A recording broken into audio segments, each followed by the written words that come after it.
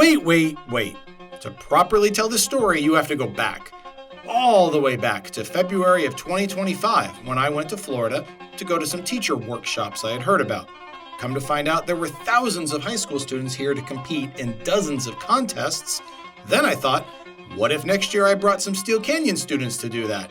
Well, they'd never go for that, right? Florida?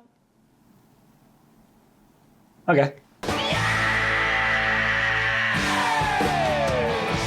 Florida greeted us with open arms.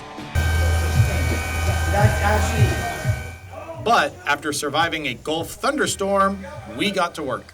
The best thing to compare it to is like summer camp, where it's something that's fun. It's something you wanted to go to. It's something you like doing. Your friends are around you. There's like good activities. You're surrounded in you're in a new area. It's different, but it's still hard to get up and eat and then do things for 10 hours and then eat and go to sleep. Creating a short film is hard enough for an entire crew given weeks of time.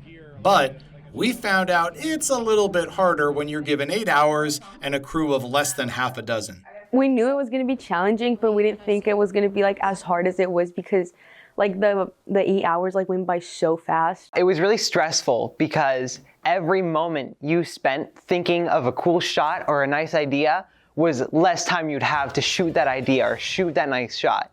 We broke the students up into 2 teams. One crew stayed at the hotel to shoot an action short. The other one went to the historic city of Ybor to shoot a documentary film. We went to a farmer's market and we were like, oh my gosh, there's just a sea of people. Who do we even begin to talk to? And we talked to a vendor who knew a person who knew a person who had a friend who knew a person, and eventually that led us to the DJ of the farmer's market, and he gave us a whole bunch of history on the topic that we were covering. There was a scene where I had to be on a train, I had to be getting onto a train, and you can't really control when those show up and when they don't show up, so we had to wait for one to pull up and then just quickly set up the shot. We entered another contest on Sunday and 2 more on Monday. To put it mildly, the students were busy. Almost no downtime. It was just go, go, go, go, go, but it wasn't monotonous. Every experience was fun, and even though it was taking time, it was taking energy, it was very busy, a lot busier than I expected, but it was all really fun, and it was all a great experience throughout the whole thing, even though there was no downtime. STN is nice enough to alternate coasts, so next year's convention is in Long Beach, which by comparison is practically walking distance. And as you can see, we need more students involved.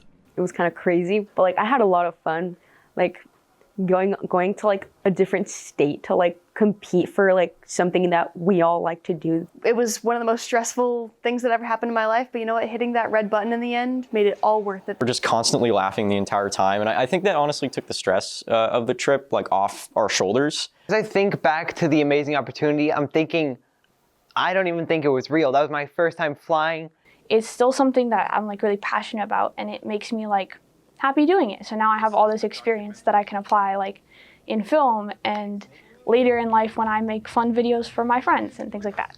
I'm still just amazed we were able to do it, and I'm so glad that I go to this school where we're able to do really awesome things like that, and I really hope that's able to be continued because it was such a unique thing for me to be able to experience. The only way to be a part of future trips to the STN convention is to be part of the media pathway at Steele, which means taking my classes. And the good news? It's not too late to add them to next year's schedule. For SCTV News, I'm Richard Dorsha.